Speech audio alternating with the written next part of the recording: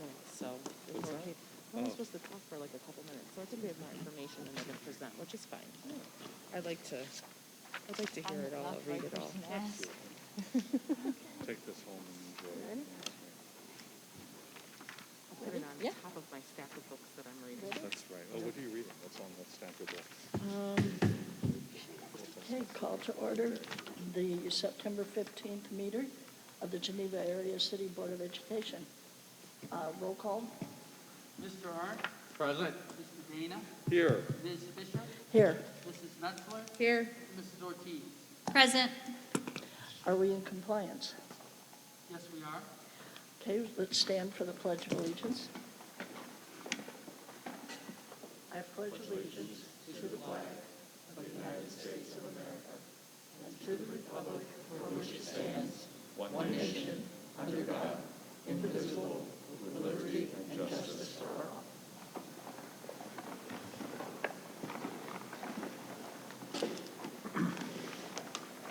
Is there any correspondence? Yes, I did receive 3 emails. I believe all were from parents, just based on how they were written, in regards to keeping students in school and whether or not we would be considering or will consider mandating masks. Okay. Mr. Lillie, did you have any? Okay, agenda modification. Yes, there are a number of agenda modifications. There is an addition to number 4, a recommendation for the following funds. There is an addition to 7C, a resignation. There is also an addition to 7H4, extracurricular assignment. An addition to 7H6, substitute teacher. Addition to 7H13, activity workers, and then a newly added item is 7H14 in regards to a housekeeper. In addition to that, I also need to strike item number 3. The permanent appropriations are not ready yet. So when I remove that item from this agenda, that will necessitate a very quick board meeting sometime later in the month, but I'd like to see about scheduling that when they are ready. Okay, thank you. At this time, we'll have hearing of the public. If anybody has any comments, please start by stating your name and your address. We have a 5-minute limit, and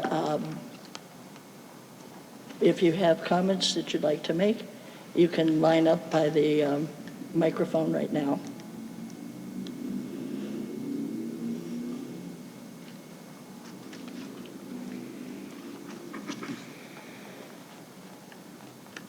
Bridget Bordeaux, 825 Griggs Road, Jefferson. I am here speaking on behalf of some teachers.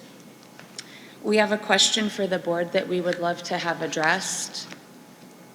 Should there be legal consent from parents to have their in-person students seen and heard by those at home via Zoom? We believe it is a privacy and confidentiality issue, and we would like to hear a response, please. Thank you.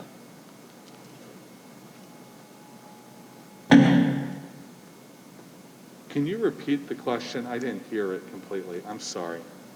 Well, I know that at the last board meeting, you brought up concerns about legal issues with masks.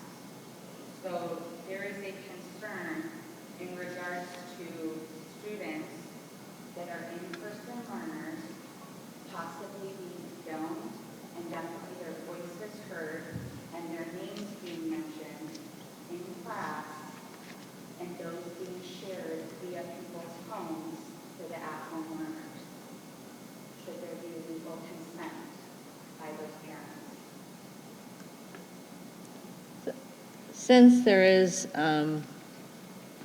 what I believe to be grievances filed on this, I don't think it would be appropriate for the board to comment on that at this time until they are resolved.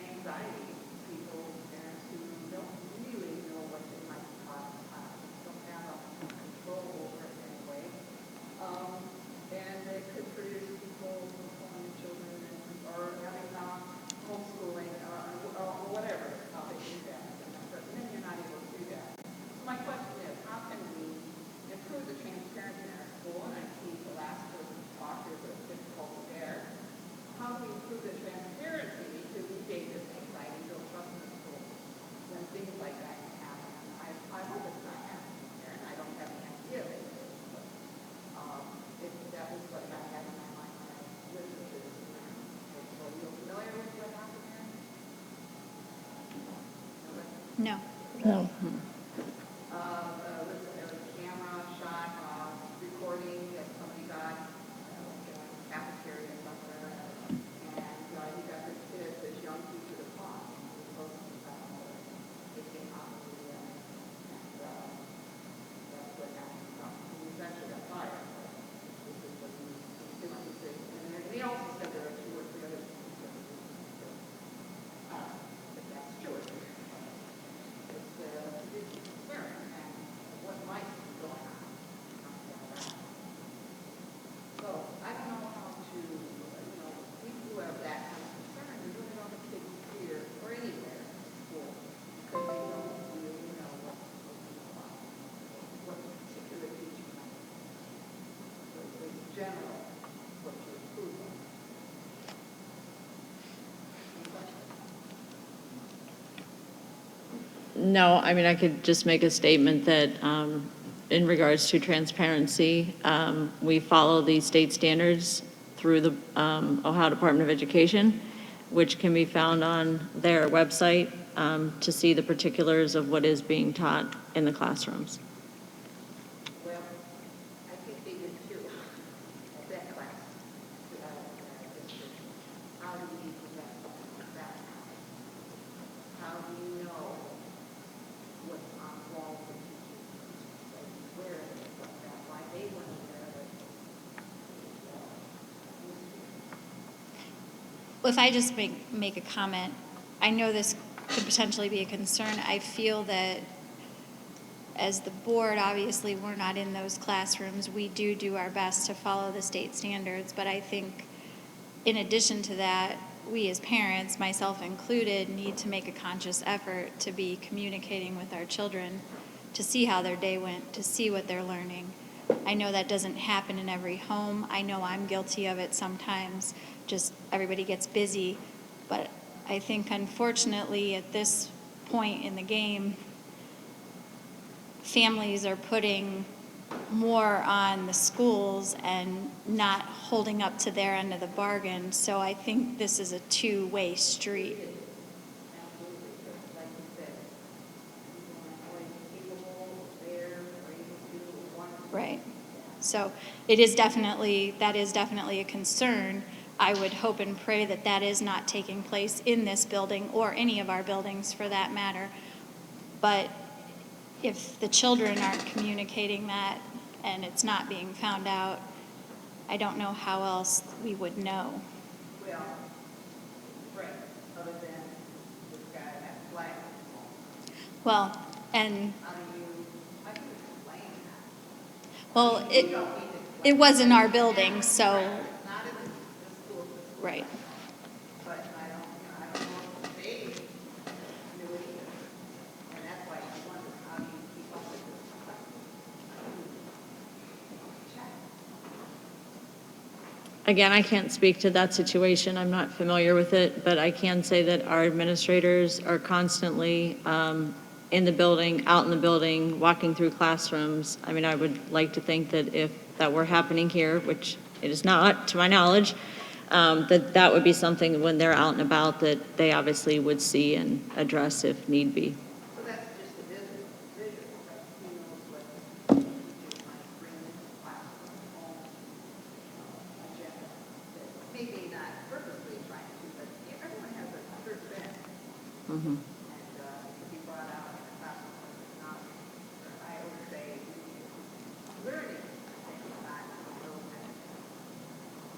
Like it's a class just for that. I just want to bring it to your attention, that's all. You're not here to learn. Thank you. And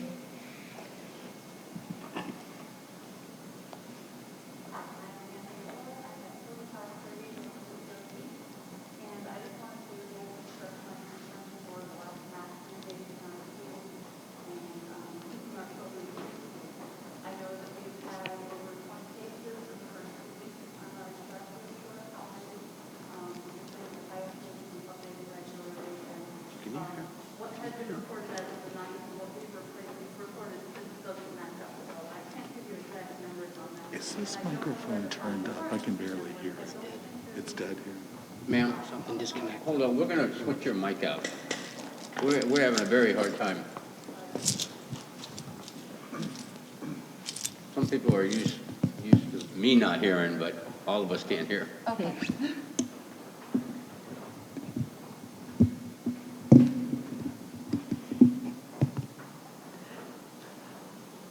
Should I start over? Did you hear a little bit? I did. Okay. Oh, goodness. Okay. Yes, I am here to express my concern about our lack of a mask mandate. I know we've had at least 20 cases in our schools in the last 2 weeks, and we've had at least 80 kids quarantined from our middle school. I have kids in 3 different grade levels there that I take home, and they're all talking about their classes being empty. And I'm sure that's not all from quarantine, but also germs, and masks slow the spread of regular germs as well. So there are more benefits than just COVID precautions with wearing masks in our schools. In the last 2 weeks, we've heard from the Ohio Children's Hospital warning that hospitals are becoming overwhelmed with young COVID-19 patients. They're encouraging everyone 12 and older to get vaccinated to prevent more of Ohio's children from becoming seriously ill. Since August 15th, there have been 29,823 Ohio school-aged kids from 5 to 17 with confirmed cases of COVID-19. Among this age group, the increase was 198% from the week of August 15th before school started for most of our schools as compared to the week ending September 4th. COVID-19 cases are increasing at nearly twice the rate among school-aged kids as compared to the rest of the population. The 16 days with the highest number of cases per day throughout the entire pandemic for kids aged 5 to 17 in Ohio have been in the last 19 days. School districts where masks are optional have seen a 54% increase week over week increase, compared to the 34% increase in school districts where masks are either required for all or required for some, usually K through 8th. I'm not familiar with that K through 8th. I thought it was usually K-12. But clearly, schools that are mandating masks are seeing fewer cases, and I just don't understand why our district doesn't feel compelled to keep our children safe and in school. May I ask where you got the number of 80 quarantines? It was from a teacher. Okay. I anticipated this question this evening, and I reached out to our school nurses who are tracking that. We had 43 students quarantined throughout the district, and we currently have 24 cases. Where can we find the quarantine numbers on a daily basis? Those are not posted. The cases are posted. I started the COVID dashboard, which is on our district website, and that's updated regularly. In fact, I updated it just today before the meeting because we were at 23. But I reach out periodically to the nurses to see what our quarantine numbers are. That is not something that is currently posted on the website. Is there a reason that we're not being transparent about quarantine numbers? No, I just shared the number. It's 43. Right, I was wondering where we could get that information on a regular basis. It could be something maybe we add to the dashboard. It's just the dashboard gets updated instantaneously when I get notified that there's a new case, and sometimes the contact tracing takes longer to do, obviously. So that's why it wasn't currently on there, but I can certainly, maybe add that to the page. I think that would be very helpful, because I think if parents knew how many students were having to quarantine, then they might reconsider whether or not their child should wear a mask in school, because just wearing a mask means that they don't have to quarantine, correct? Not exactly. So part of it has to do with whether or not they're vaccinated. So if they're vaccinated, they do not have to quarantine. If they then come to school wearing a mask for up to 14 days, if they are not vaccinated, as long as they wore a mask and were socially distanced, then, I don't want to misquote myself, then I believe it is also, they can come wearing a mask. But it's masking and socially distancing. Are we socially distancing in our classrooms and cafeterias?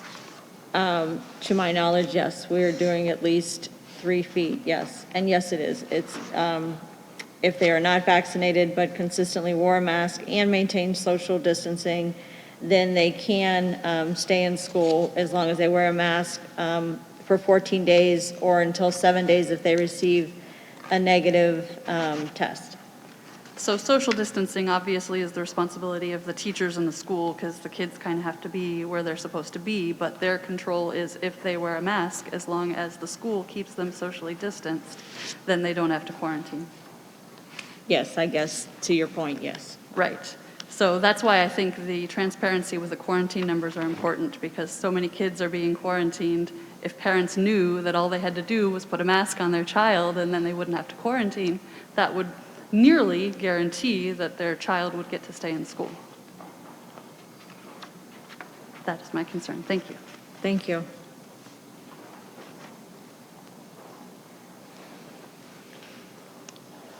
Okay, approval of the minutes. So moved. Second. Roll call? Mr. Arndt? Yes. Mr. Dana? Yes. Ms. Fisher? Yes. Mrs. Metzler? Yes. Mrs. Ortiz? Yes. Treasurer's financial report. Moved. Second. Discussion? Roll call? Mr. Dana? Yes. Ms. Fisher? Yes. Mrs. Metzler? Yes. Mrs. Ortiz? Yes. And Mr. Arndt? Yes. Approval of invoices. Move. Second. Discussion? Roll call? Ms. Fisher? Yes. Mrs. Metzler? Yes. Mrs. Ortiz? Yes. Mr. Arndt? Yes. And Mr. Dana? Yes. Informational items. You see additional donations reported to the Mark Gray Sports Bid Participate Fund in memory of Peter Pasqualone. Additional donations to the Denny Noble Outstanding Essay Award, in memory of Denny Noble, and a donation from the Geneva Academic Boosters to be used for the Soaring Eagle Awards. Any other informational?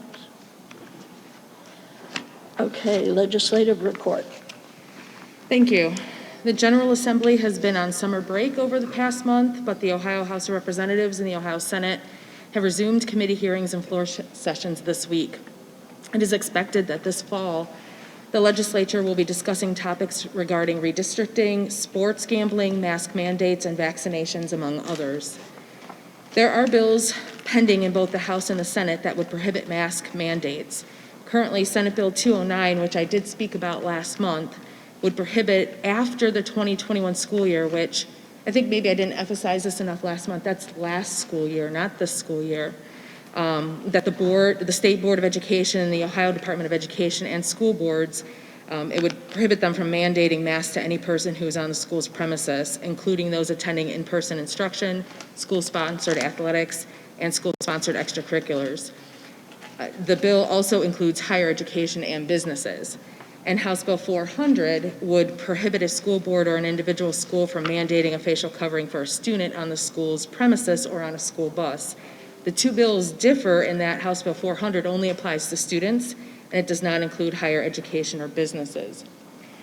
And there are currently 5 vaccination-related bills that have been introduced, and they primarily deal with prohibiting vaccinations, prohibiting the requirement to provide proof of vaccination, and prohibiting discrimination against those that refuse the vaccine. So there is likely to be much talk in the upcoming months on those. In recently introduced legislation, I talked about House Bill 388, that is one of the vaccination bills. I talked about House Bill 400, that's one of the mask bills. And then House Bill 403 was introduced by our own representative, Sarah Fowler Arthur, along with a representative from Columbus. And that is to require a school district superintendent or administrator of a public or chartered non-public school to file a report with the Department of Education regarding a teacher that retired under the threat of disciplinary investigation. And so that is my report for the month. Short and sweet, but I'm sure it'll be longer next month. Thank you. Okay. For the ATEC report, I reached out to Scott Valdega, the superintendent over there, and asked if there was some way that the ATEC could help with the school bus driver problem that we're having not only in Geneva, but through the county and the state. And he replied that it was something that we're working on. but of course there were challenges. We did get a truck driving simulator that was used in a program at the Ashtabula Mall several years ago. The main problem with that is that it's an older device and the manufacturer cannot connect it to the internet, which evidently is a big part of the new way of training. The other things they're looking at are the problems are a proper space for training. They need a minimum of 2 acres. Evidently vacant parking lots were used in the past. And they need a partner who would, trucking company that would partner them for the equipment usage. They're also in communication with a school in Southern Ohio that has a program to see what it would take to get it going here. So this is something that is being discussed, has been actively chasing this thing. Is just going to take a little time to get the thing put together. And the second thing is kind of good news because they're having their annual stakeholder dinner on October 7th, which they had to cancel last year, but they're planning on going through with it this year. So that's kind of good news, a little bit of opening up here. So that's it for the ATEC. Okay. Presentation of Safe Routes to School program.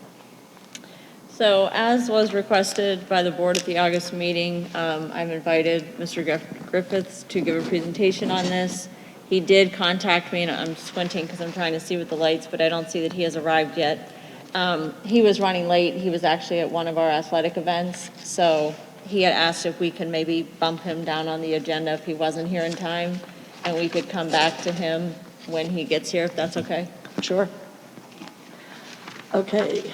The administrators will be providing a brief report on the beginning of the school year. Yes, so they will be giving a brief update this month and every month thereafter. I've asked them to keep it simple and short, 2 minutes or less, because I know there are a number of them to report. But I thought it was important to hear from them as another means to enhance communication between the administrators and all of the stakeholders that attend these meetings. So first, we have our Assistant Superintendent who will be giving his update, Scott Liebert. Good evening. All right, so Geneva area schools participates in a consolidated application process for federal grants. For fiscal year 22, which is this year, we receive federal dollars in Title I, Title II, Title III, Title IV, IDAB, and early childhood.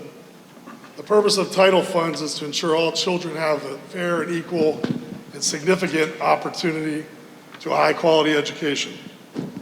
IDAB protects the rights of students with disabilities and the rights of their parents. These grants afford our most vulnerable populations equal access to the curriculum. In addition to the consolidated application, we have received federal allocations for ESSER, ESSER II, ARP ESSER, and more recently ARP IDA in early childhood. The U.S. Department of Education awarded state agencies money for the purpose of providing local education agencies with emergency relief funds to address the impact of COVID-19 in schools. It's important to remember that there are guidelines and requirements for all expenditures of all federal allocations to ensure equality across student groups and buildings. I'm also working on several different initiatives with the district, and one of those is high quality student data for OTES 2.0, which is our evaluation system. A committee was formed to determine the process of HQSD approval. The goal is to ensure that all teachers are using high quality assessments that are informing their decisions in classrooms. So information recently went out to that. We're also working on gifted, developing a plan for professional development for our teachers who serve our gifted populations. Currently, we serve gifted in middle school and high school. And we'll be testing the 5th grade in the fall and 2nd grade in mid-February in order to identify students earlier and develop a plan to service those students as well.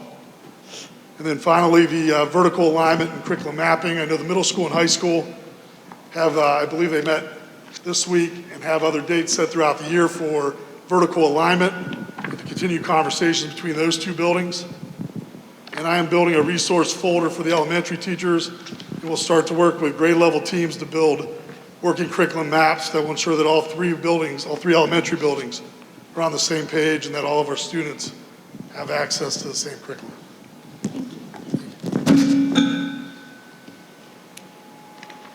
Next, we have Kelly Porcello, who is our Director of Student Services. All right, good evening. In order for us to ensure that we have consistency and clarity in the work that comes out of the department, I've been working on creating a binder for our intervention specialists. Inside the binder, they'll find timelines, procedures, high-quality examples of documentation and wording to use, checklists for completing documents, and helpful guides for those teachers to use too. Along with creating that binder, I plan on scheduling times to meet both one-on-one and in small groups with the intervention specialists in order to answer questions and help them build better documents for our district. Thank you. Thank you. Our high school principal, Doug Weatherholt, will give his update next.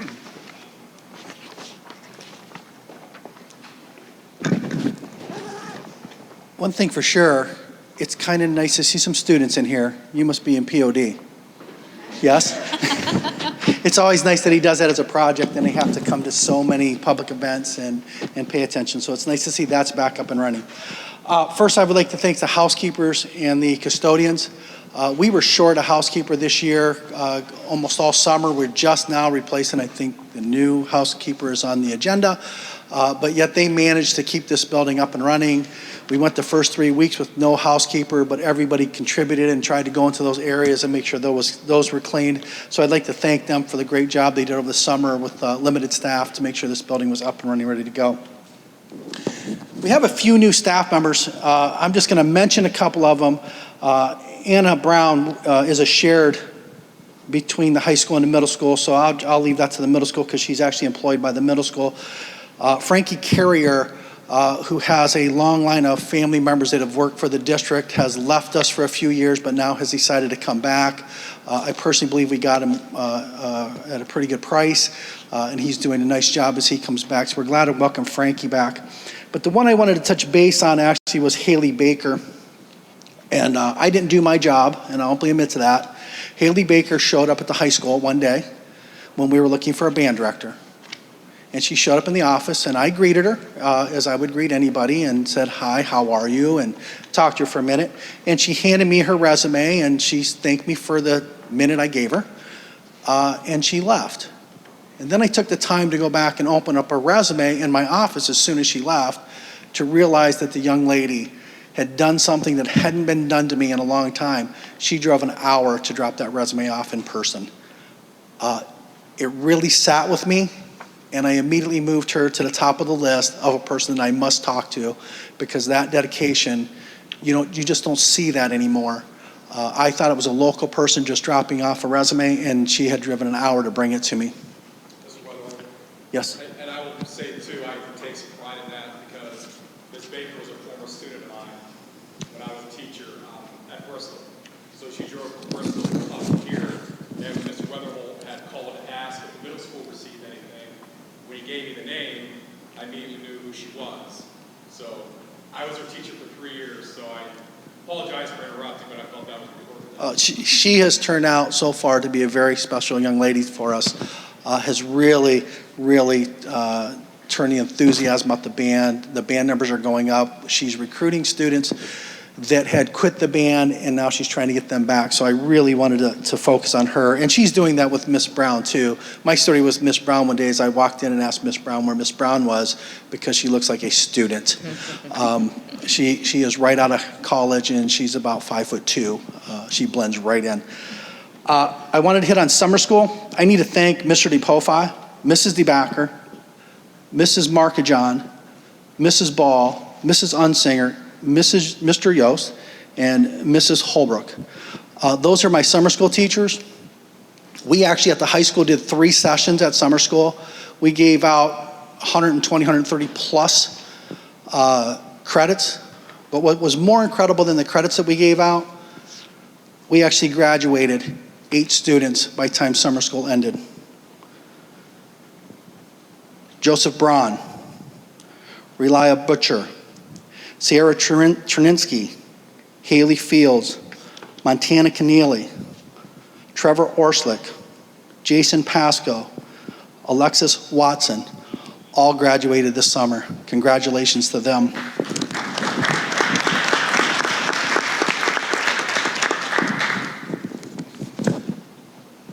The last thing I want to talk about was that we have a new middle school principal, some new administrators down there, and the high school principal. And one of my concerns that I had, and it was something that Terri asked me, if I had concerns with the middle school, what would it be? And we talked about transitions from the middle school to the high school, how we're placing students, how are we going to work together? And I know that it was part of the interviewing process. Yesterday, and I know that it's been spoke on for a second, we actually started professional development between the high school and the middle school with all high school teachers and all middle school teachers blended together in the room. We broke them down into their core subject areas and came up with dates in which we're going to meet once a month to go through curriculum issues, mapping, data sourcing, to try to see if we can't come up with strands that we have struggled in the AIRS test, and that we can increase those scores. Hopefully that the high school alone, one of the commitments from the high school is that we are going to try to get all 5 goals that the superintendent has put on the district. Is we're going to reach 5 goals. We want all those indicators to come from the high school. So I'm challenging the high school and the middle school to get that accomplished. The last thing I'd like to say is I would like to thank the board and the superintendent in helping us deal with everything that's been in front of us. We know that the last year and a half and the start of this school year has been very difficult, so I wanted to thank you personally. Next, we have middle school principal Dave Riley.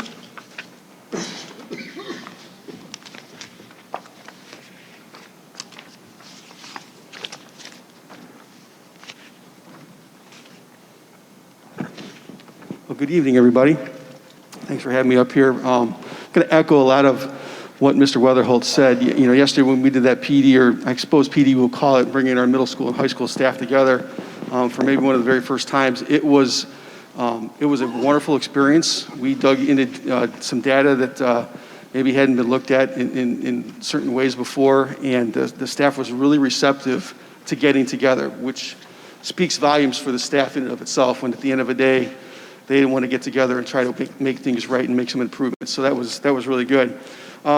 We had a fantastic opening at the middle school level. I can't thank the staff at the middle school, both classified and certified enough, the administrative team that I work with. It's just been a phenomenal opportunity, and I'm very grateful for that chance to lead the building this year. But we had a great opening. When we opened our doorways, we opened up to 533 students. And we also opened up to 10 new staff members, whether they were new to the building or to the district like myself, or whether they were just kind of coming back from another place in the district. We had Anna Brown, who's a music teacher, assistant band director, Hayley Baker, which is what Doug talked about. Kim Bergard is joining us as an intervention specialist, coming over from Ashtabula City Schools. Sienna Clemens, Jay Corlew, teaching adaptive PE. Kayla Koss, returning to our building for intervention specialist. Ann Craig is an afternoon custodian. Michelle Hobbs, special needs assistant. Tammy Sabin, 7th and 8th grade ELA. And Jessica Socia, a special needs assistant. The classified and the certified have really rallied together. We're working as kind of a cohesive unit as a group, which is nice to see. We're not working as individual entities. We're kind of all working together, which is good, and it shows a nice teamwork setting there at the middle school level. I have provided some copies in the board packet. I created a middle school staff newsletter that's gone out a couple times already, and in that newsletter, I try to have 3 components. One component is a kind of a general calendar of events of what's coming up the next week to keep everybody in the loop. Another one is some general information. It could be curricular related. It could be information about upcoming fire drills or safety procedures or different meetings that we're going to have. Some initiatives, also a chance to kind of recognize some of our staff members for what they're doing. And also a third section, a little bit of a professional development opportunity where they have a chance to kind of look at maybe a hyperlink video, read a short little article that we can talk about as we move forward in the school year in our staff meetings. One of the other things that we're working on this year is through the building leadership team. We are analyzing the data pretty deeply. We're not only looking at the last year's AIR results, and although the results are in your packet as well, and are not where we would want them at all to be at the middle school level, we did, for the most part, surpass the state average, but the state averages were low everywhere, including, the state was low as well. So we're going to do our best to meet the high school's challenge there. You're going for 5, we'll go for ours as well. But we certainly want to go ahead and try to increase our scores. But we're looking at them also not only from last year, but also from a longitudinal trend type of a setting. So we're going all the way back to 2016, taking a look at our results, looking for trends, looking for ways that we can kind of get a little bit better for what we're doing. We created a Twitter page, so please follow us on Twitter, social media. If you have not done so already, we'd love to have you there. And then also, finally, I guess our athletics is off to a good start. Mr. Mollahan, we had games tonight, and we won.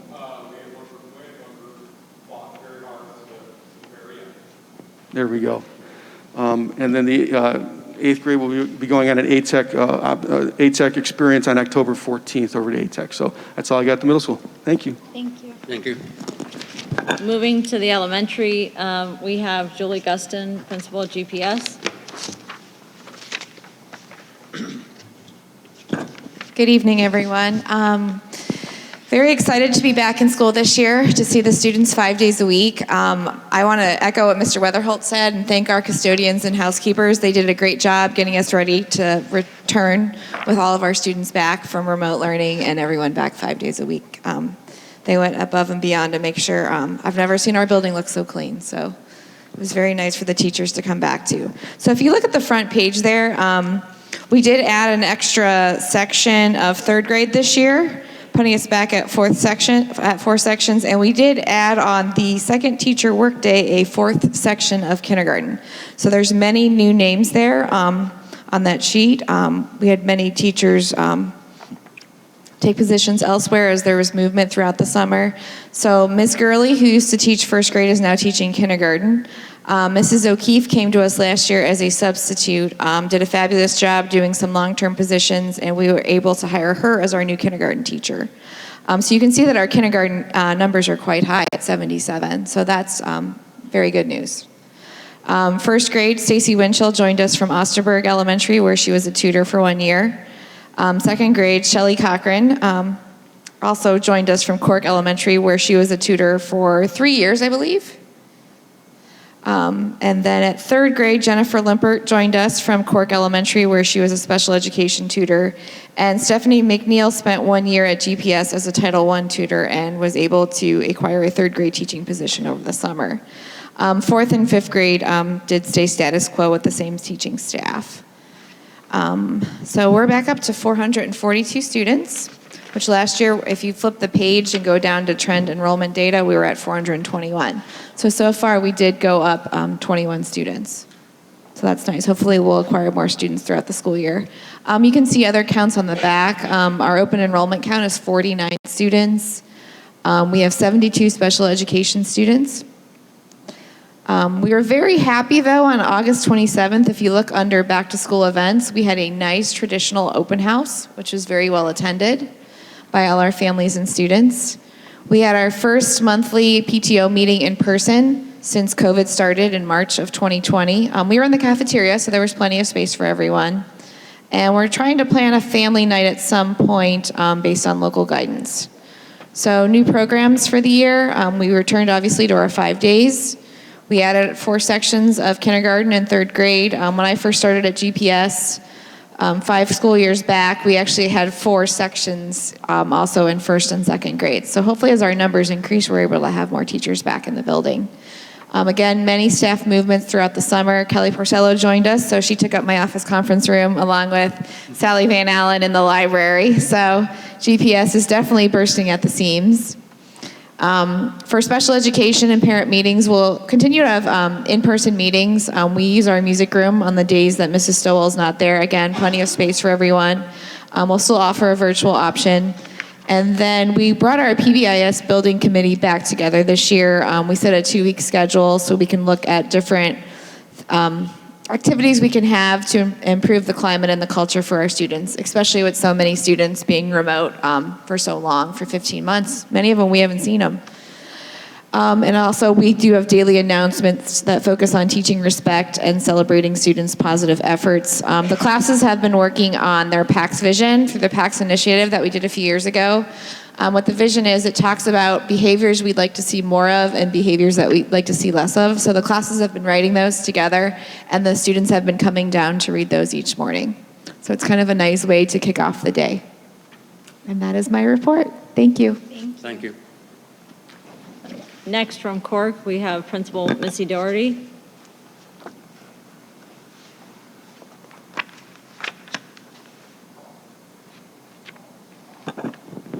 Welcome, thank you, everybody.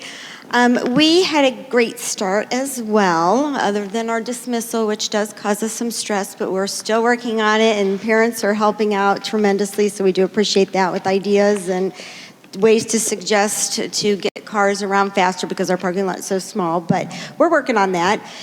In my report here, first off, though, we have new teachers. We swapped with GPS, some of our teachers. Fifth grade teacher, Jessica Kirk, she's coming over because Mrs. Clemens went over to the middle school. And then we have intervention specialist Nicole Nelson. They've both been doing a wonderful job assimilating into our culture there. So we really love that they're part of our team. And then a welcome back to Cork. Our phys ed teacher that we had a few years ago, Janelle Sack, is back with us. The students were very excited to have her back again. And then we do have some new staff. We have a Title I tutor, Catherine Sunderland, and in my report I just did a little background on her. She was unable to attend tonight. She apologizes for that. And then also an intervention specialist tutor, Natalie Byrne. We were very grateful to have her because we were starting the year off without an intervention specialist, and that was a big concern. But Kelly came to the rescue and found us somebody. So, and then the start for the admin team, it's been nice working with new people, and I think we're all clicking very nicely and getting along, and that is always nice to be able to share ideas with everybody. I can't see anybody, I'm over. So going through my report, I do want to say, and you're going to hear this again and again, the building was beautiful, ready for open house. Our custodial staff, house cleaning, they work very well together. They work very hard all summer. They're very proud, especially Buzz. He's so proud of what he does and how beautiful and the compliments he gets. So it's really great motivator for him. We did have our open house. The teachers always come in early to get everything ready. It's just amazing to see them. The beginning of August, everybody's there getting everything ready because they want everything to be a success. So, and it was a great opportunity for everybody to come together, and we split it up for parking and for grade levels, and I was a little worried because sometimes it feels like nobody's there, but this year it was really nice. It felt like we had a big crowd, and it's just a great home feeling, tradition, like I think Julie said, traditional feeling, and so that was nice as well. And they could drop off supplies. The kids were anxious to see their classmates again, and the merry-go-round is always a popular attraction. So, and we are also, some things we're doing this year, we're starting our Pbis Committee. We want to work on its recognition binder. So we really want to dig into that to get our recognition to make sure we are implementing that program with fidelity. So we're going to be working hard on that. We did have our first PTO meeting yesterday after school, and it was night. We had a big crowd, so that was refreshing because we want to bring more people in to help. And I know our PTO president is changing some things around to get more parents in to help and make them feel like that they're needed. We will be planning a full-scale safety drill, Austinburg and I, so we're going to start working on that. And then something that, thank you to all of you, hired a combined library recess monitor position full-time. We've never had a full-time librarian recess person monitor, and it really gives us extra time for her to help students. And then the way that we scheduled our specials. We're bringing back common planning during the day so we can look at data, teachers can meet, and we can, review student data, plan lessons, look at our improvement. And yes, we've done that in the past, but after school, a lot of people are a little bit tired, so being able to do it during the day is very exciting. So we're going to start digging into that to get started for the year. And then the rest of my packet, we do have just enrollment numbers. We're at 280, and then we do have our Head Start program. There's 16 students in that class, ranging from 3 to 5. So those teachers do a wonderful job in one classroom with all those kids. And then I just turned our enrollment numbers a little detailed, just so you have an idea of special ed students. Intra-district students that are coming from another building, we're at 27. Open enrollment, there's 21, and I've looked through the information. 14 are about from Ashtabula, again, approximately. And then open enrollment out, Mr. Dana asked me last year, where do I feel like they're going? And we did do some investigating on that, and usually it was a work situation, and a lot of the families, when you're looking at it, they're from down south, like the southern end of our district, and so it made sense for them. A lot of them worked in Chardon, a lot of them worked somewhere else, so it just made sense for them to be closer for daycare and that for their kids. So, and then I do have Court placed in there as well.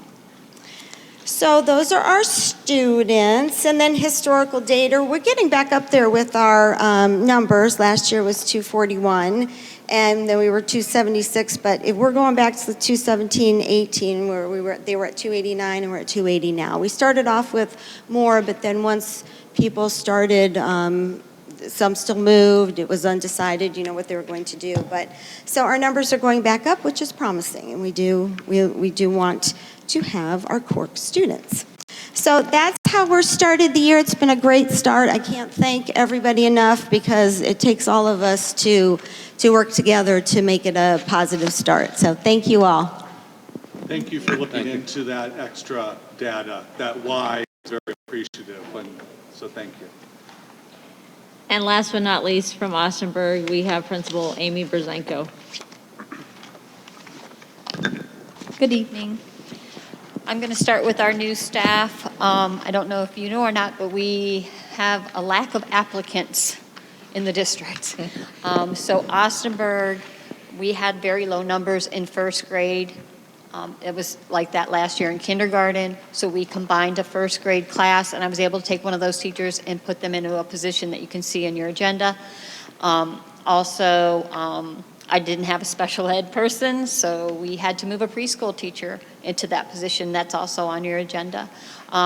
Unfortunately, that still leaves me missing a preschool teacher. So at this time, we do not have many typical students in there right now because we are focusing on the special ed students and meeting their needs until we can find someone. Ms. Kelly is working very hard to find. We've contacted ESC. We've reached out to different colleges. It's just not there right now. We're hoping that we found someone that's on leave, and she will be back November 12th, so we're hoping just to kind of fill that gap until she gets here. Our one new staff is Louise Kimmich. She is in our Title I. She's doing grades 3 to 5. She's a retired educator for about 20 years. Her and her husband travel around the world to perform with their church choir, and she is a master gardener in Geauga County. So we welcome her. She's 20 years out, so she's she's feeling her way through. You can see our enrollment numbers on the next 2 pages. Unfortunately, we went down significantly last year because of COVID. A lot of parents did the remote homeschooling, did their own way. This year, as you see, we started with 223, which is up from last year. And once we can bring in those typicals, we'll have another at least 10, 12 students from that. We're hoping that when things calm down a little bit more, we'll get more students back. Also, I broke down the subgroups for you for special education. Now, keep in mind, I do have a special ed preschool and a Happy Hearts unit, a DODD unit. So we have 58 special ed students. We have 17 interdistrict and 25 open enrolled out. And again, as Mrs. Doherty stated, I did look into that, and a lot of those, the majority of those, our parents are working somewhere else and have taken their students with them. We also had our open house. I'm not going to repeat everything that Mrs. Doherty and Mrs. Guston said. On the 27th, 87% of our families in Osterburg did attend the open house, which was great to see. Everyone was excited. Not all their teachers were there, but they were still excited to be there. At our open house, we had computers available to get access to parents for registration, emergency medical forms, that type of thing. We had 2 teachers on staff that was helping the parents do that. Our PTO, AESA, had a photo area with all different colored balloons for families to take pictures of their children holding the signs that Dr. Treharn had provided on the website. So you could see them all excited. They were standing there taking their pictures in the balloon arch. They also sold bracelets and displayed the spirit wear that is currently being sold. We had a raffle basket for families to enter, and I believe at Osterburg Country Days, Finn Otero won the camping basket, so he was pretty excited. Families also signed up for committees for upcoming events for AESA, and some of those events is a 5K run coming up in October. We're also going to do trunk or treat again in the parking lot. Of course, we're always socially distanced as much as we can be, and we have regulations for that to happen. I'd like to also give a huge thank you to our custodian staff, Cindy and Jim. The building was ready and is being kept clean daily. They are following the regimen because we want our kids to stay there 5 days. They are, every 2 hours, they're writing their notes, they're putting it where it's supposed to be. Everyone's doing what they're supposed to do. I'd also like to thank Jared and Lisa Nugent for getting the Chromebooks ready. That was a huge task to collect them and then distribute them again. So they've been working hard on that. I'd also like to thank all the teachers for their dedication to the students and families and for getting their rooms ready for before school and attending open house. And also, it's not on my list, but I would like to thank the superintendent, the assistant superintendent, and board member, Mrs. Metzler. This was the first time in 6 years that I have been there that they have shown up for my open house. The parents were excited. I got to introduce them to some of the family members, and even my PTO was like, "Wait, the superintendent and assistant superintendent, like they showed up?" And I'm like, "They're here," and so that was very warming for me to see that the new administration that has come in will be supporting our schools. So, thank you for that. Thank you.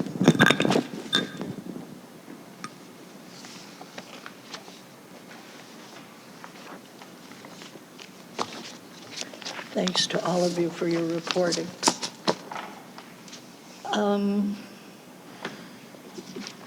I recommend the following funds to be appropriated according to the adopted budget. So moved. Second. Discussion? Roll call? Mrs. Ortiz? Yes. Mr. Arndt? Yes. Mr. Dana? Yes. Ms. Fisher? Yes. And Mrs. Metzler? Yes. I recommend the approval of an additional 2 hours for route and bus driver supervisor Charlotte Leonard, effective 9/3/21. So moved. Second. Discussion? This was basically, I had asked for this because we were down 3 bus drivers last year who were not replaced. We lost one this year, and we have 3 out on FMLA. So we are down a total of 7 drivers, which is causing her to drive both in the morning and afternoon. And of course, with the first few weeks of school especially, it's new. A lot of families have come back that were remote last year, and it's been a struggle to keep up with all of the phone calls. So I feel that adding the 2 additional hours should hopefully help with the communication and getting calls returned to parents as well.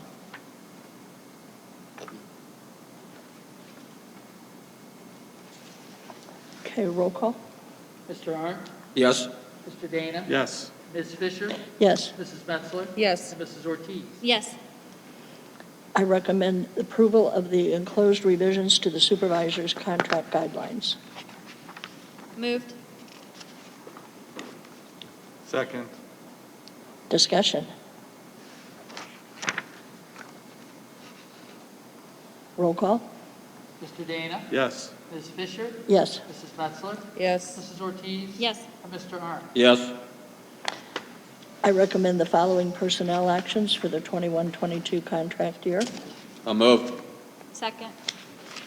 Discussion? Roll call? Ms. Fisher?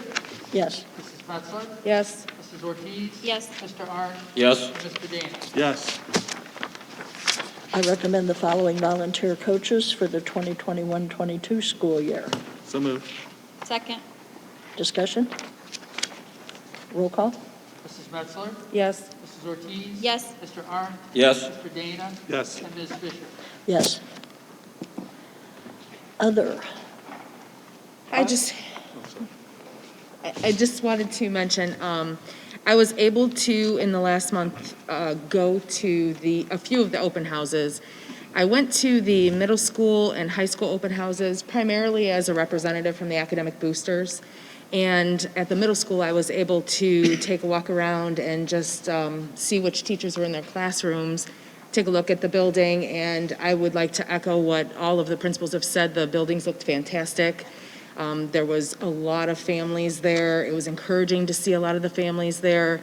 And I was able to get around, not so much at the high school because I was at the table the whole time, but the middle school, GPS, and Austinburg. I was unable to make it to Cork. But I went around and I thanked the teachers that were not inundated with families for being there and, for welcoming the students and their families back to the school this year. I was very happy to see the teachers that were there. The families were happy to see the teachers. The kids were too. The normal feel that a couple of the principals mentioned, it really did feel like more of a normal start to the school year. So I just wanted to say I was happy to be able to get into the buildings that I was in. I'm going to continue with the visitation to the buildings this year as I've been doing, and I'm really looking forward to that. And I want to thank all of the principals and the administrators for putting together these packets for us to take a look at. You put a lot of time and effort into it. I can see that. And I thank you for that information because it's important for us to have this information, particularly if we're not able to get in and see what's going on there every day, every week. So I appreciate your time and effort, and thank you to the teachers that spent their time attending the open house and meeting with the families. Okay. I wanted to go back to item number 1. So I apologize to anyone if it looked like I was texting someone. I was actually texting Mr. Griffith to see when he would be here. He said his ETA was more to 8:15. But it's my understanding that he had a conversation here with Dr. Terri, and he also, I think, gave a presentation or had a few comments at our last board meeting, some concerns we had about whether or not the plan with ODOT to have a study done would obligate this board to incur any funds. I think that was the major issue that we had. So rather than having to wait till he arrives, do you have any further information, Dr. Terri, about that particular study that was to be performed? I do not. When I spoke with him, it was more just to confirm presenting at this meeting, reiterating some of the questions, that were brought up or raised last time, to make sure that those were addressed in the presentation. He is dealing with our doubles JV team, and he said, yeah, he's on his way, but 8:15 is probably a safer bet. So I just wanted to, that's right, text communication here, so. I have quite a few updates, so maybe by the time I'm done, it will be 8:15, Okay. and he'll be here. Okay, perfect. So, did you have anything else on this end? Okay. So for my report, a couple things I wanted to mention. One is Attendance Awareness Month. So September is Attendance Awareness Month. Hopefully you saw on social media, I took the educator pledge for that, and I certainly encourage students, staff, parents, and guardians to take the pledge as well. Just to read a couple of these statistics, I thought it was very interesting from the Ohio Department of Education. They said Attendance Awareness Month is a nationwide recognition of the connection between regular school attendance and academic achievement. This month recognizes the importance of mobilizing schools, families, and community partners to promote regular attendance by developing tiered strategies and personalized interventions to reduce chronic absence. A student who misses as few as 2 days of school a month is considered chronically absent. Ohio's chronic absenteeism rate for the 2018-2019 school year was 16.7%, or approximately 260,000 students. Data show that chronically absent students in Ohio are 89% less likely to graduate on time from high school and 65% less likely to meet the third grade reading guarantee. So again, I cannot stress, and I thought those were startling statistics, on the importance of students' attendance at school. So again, September is Attendance Awareness Month. I wanted to also thank you, I know it was previously on the board agenda, but again, I want to thank the Geneva Academic Boosters for sponsoring, or for their donation rather, to sponsor the Soaring Eagles Backsacks, if you recall, was a student and staff recognition program that will be starting in October. So I certainly appreciate the donation from them, and I'm anxious to see the backsacks when they come in. I also wanted to report that we received 6 banners to put up at Spire along the entrance way when you pull in. So these have been created and dropped off at this point. Hopefully they'll be up for Friday night's game. I wanted to thank our athletic director and Mr. Weatherholt for their efforts on this. Just a plug for Right at School, the latchkey program at the elementary buildings. There will be a parent forum on September 21st at 6 p.m. at Cork Elementary in the cafeteria. So we certainly invite elementary parents to attend. I know that there are still some slots if parents are looking for that option for their children. Another piece that I wanted to share from the Ohio Department of Education is they released a report called Data Insights, Evidence of the Pandemic's Impact on Students in 2020-2021. Without reading the whole thing, just a few highlights from some themes that emerged from their report. One circles around student enrollment. The pre-K through grade 12 enrollment showed a decrease from the 1920 to the 2021 school years. The decrease was approximately 3%, which might not sound like a lot, but 3% in the state represents 53,000 students. And almost half of that decrease was in preschool and kindergarten, approximately 25,000 students. As well as I think we would all know or agree, that homeschool enrollment increased last year. It increased by 55%. Due to the pandemic. Another theme that emerged was student attendance. Again, I'm not going to get into statistics, I just shared those, but I will just say one of them. Last school year, 24%, or 380,000 students were chronically absent from school last year.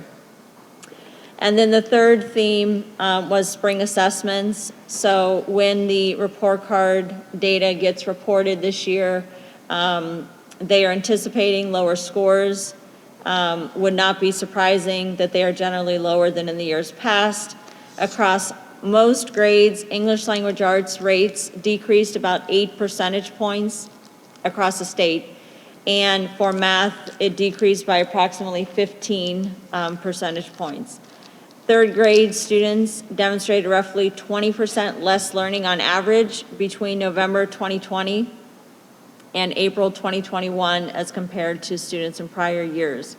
They did note, and it was in bold, certainly that the data that we do get back on the report card should not be used to rank districts and not compared to previous report card results, obviously due to the pandemic. Which kind of leads right into my next update on extended learning. So we know that there are learning gaps across the state due to the pandemic, so we will be offering extended learning to our students. That will be paid for by the ESSER funds. Those will begin on October 4th. We'll target learning gaps, and multi-criteria will be looked at to determine student needs for that program. The elementary will be having this twice a week for 1 hour each day. At the middle school, they're going to do it 3 times a week for 2 hours. and the high school will be 3 days a week for up to 3 hours, and you should have more information forthcoming from the building principals.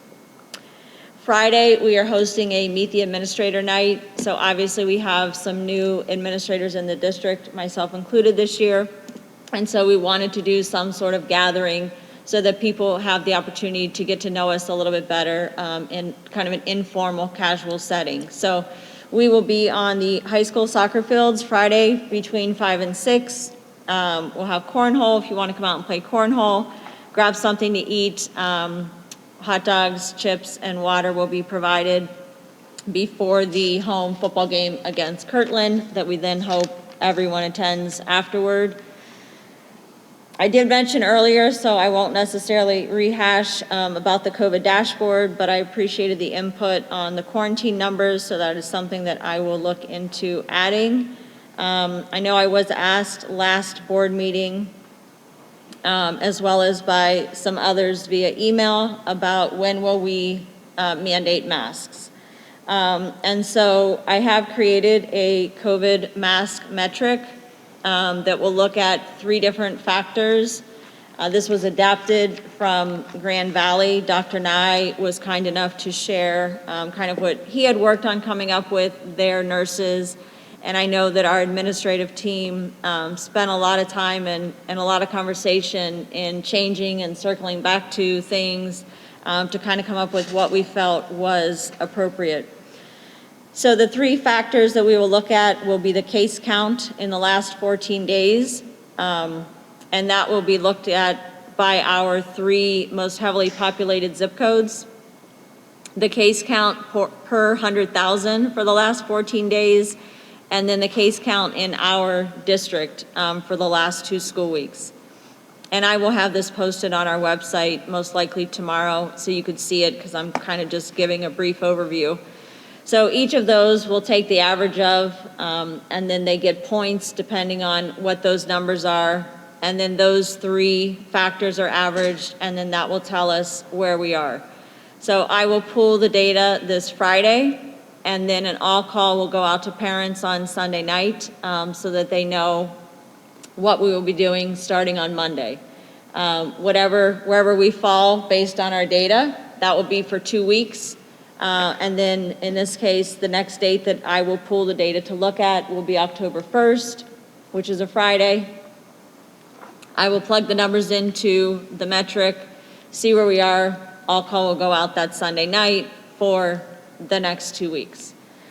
I will say that of the cases we have had in our district, they are not cases that are due to someone being exposed here in school that are then testing positive. We're definitely noticing it's more from the outside and activities, or wherever people may be going or not going, or masking or not masking outside of the school district. We definitely saw an increase after Labor Day. Our numbers last week were definitely higher after Labor Day weekend. But again, I reported our numbers earlier, so I won't recount those. Our high school was chosen. I received a letter from Superintendent DeMaria from the Ohio Department of Education. Our high school was chosen to participate in a survey. The survey is in regards to Ohio's strategic plan, Each Child, Each Future, which emphasizes the importance of meeting the needs of the whole child.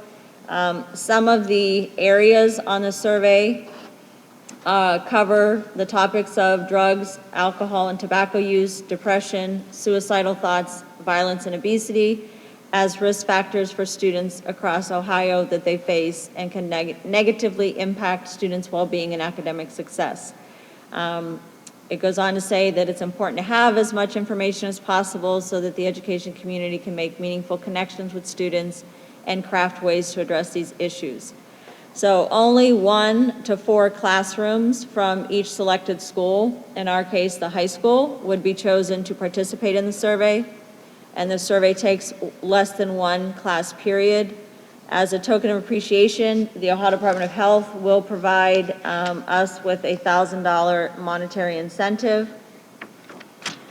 Just to note also that completing the survey is voluntary, so if any students in those 1 to 4 classes choose not to complete it, that is certainly their choice, as well as whether or not they're not comfortable answering very specific, some of the specific questions, they can leave those blank as well and skip them.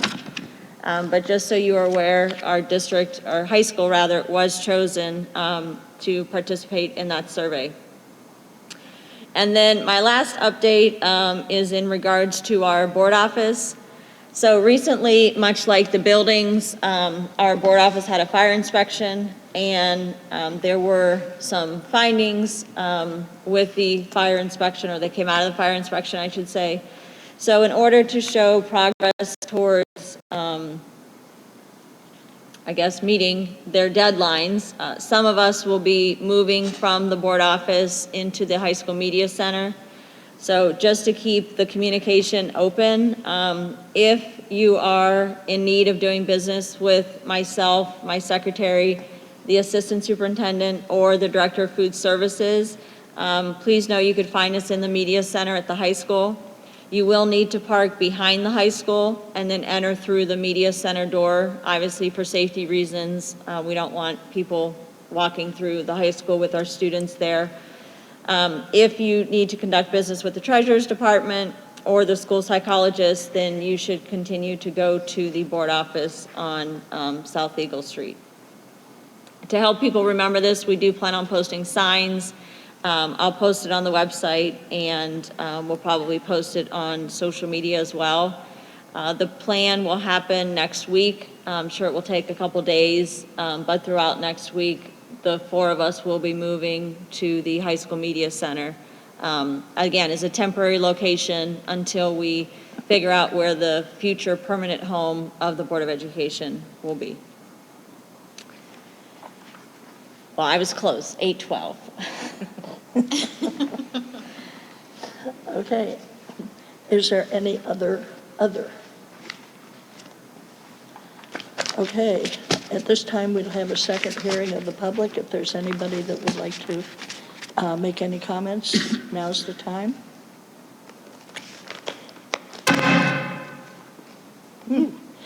Okay.